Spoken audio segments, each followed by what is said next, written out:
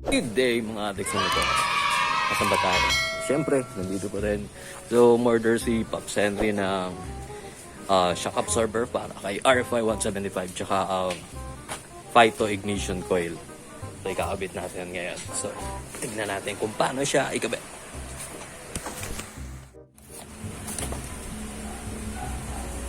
Faito para sa RFI 175. Bubuksan natin siya.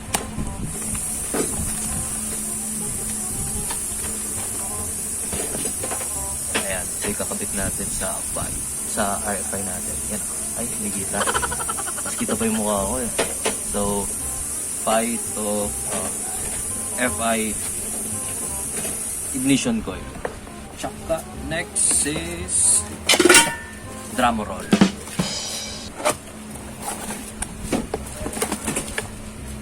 Bulaga. Ayan. Pusa. Pandang pusa. Hero. Shocks. Shock absorber. Yan. Para sa RFI.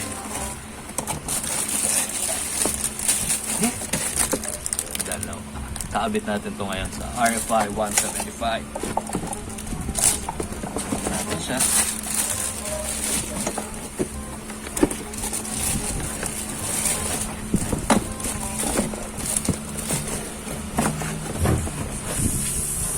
So, ito si RFI, kulay yellow. Kaya yung shock natin gold. Kasi pangit naman pag kulay pink ilagay natin siya. Di ba bagay? Okay, so, pakita natin yung shock.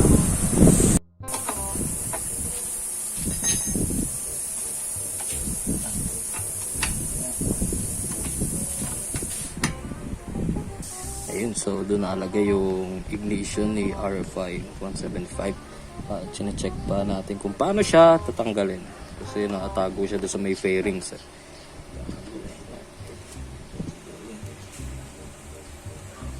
So ayun, hindi ko pala napindot yung record. Ayan. So yung ignition coil ni RFI is nakalagay doon sa ilalim. Yan, sa ilalim ng upuan. So natakip siya nitong fairings natin dito sa gilid kaya medyo mahirap siyang tanggalin.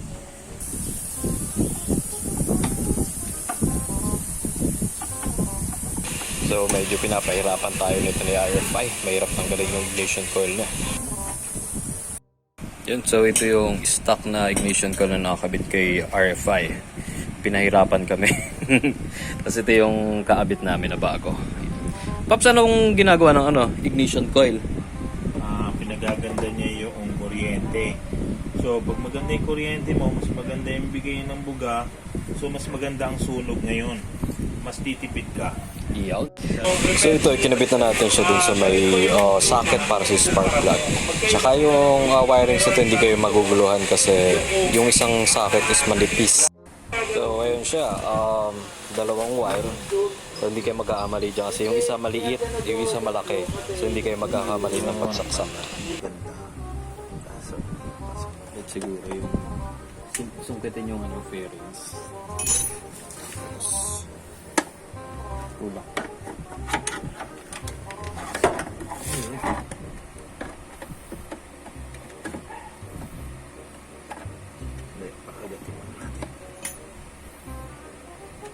Ikutin mo. Ang iksi nung kamay ko. Ang iksi nung kamay ko. 1 minute 37 seconds later. So may kabit na natin na ignition coil. Tapos sinaksok natin yung saka sa spark plug. Medyo may laban.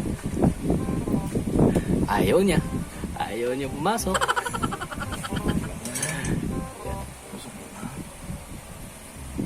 Konti pa.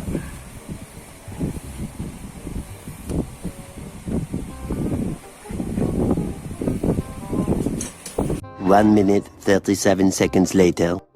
So ayan, umandar siya. Success. Mamaya natin siya iti-testing. Kabit muna yung mga kailangan kabit. Tapos yung yun? Yung shock.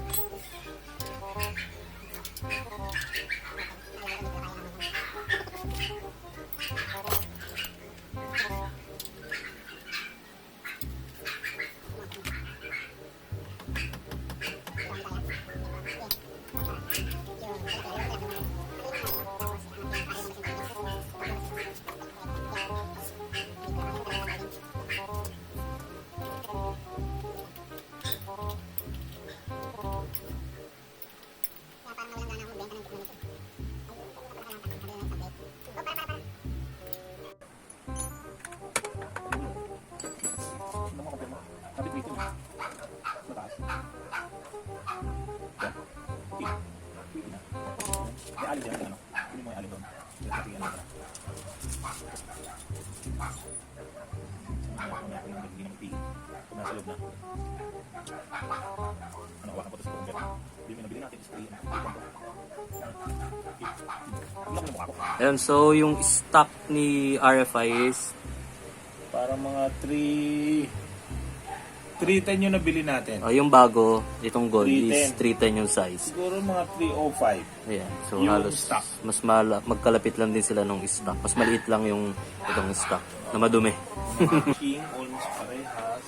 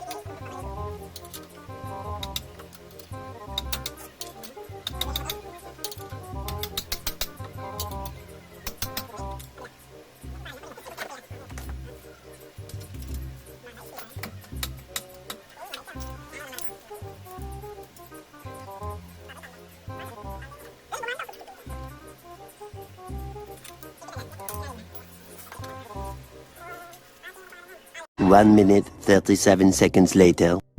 Okay, so naikabit na natin yung bagong shock ni RFI. So yung nakakabit doon sa bushing niya is sakto-sakto. Pati yung stock na washer, no? Oo. Sakto-sakto din doon sa bushing. So hindi siya kakainin yung rubber bushing kasi yung isa yung metal bushing niya sa loob, saktong-sakto doon sa butas ng washer.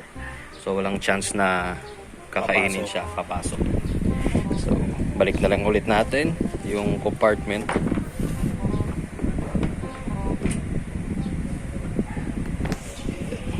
Shoot. Oh, naikabit na yung shock niya, tapos tinanggal yung sticker. Wala. So, baba muna. Yung kiwi. Nasagasaan yung kiwi. Kawawa na may kiwi. Tulong nito. Sige, tuloy-tuloy mo lang. Up! Abanti ka ng konti kaya. Tama sa basurahan. Ganun. Ayun lang.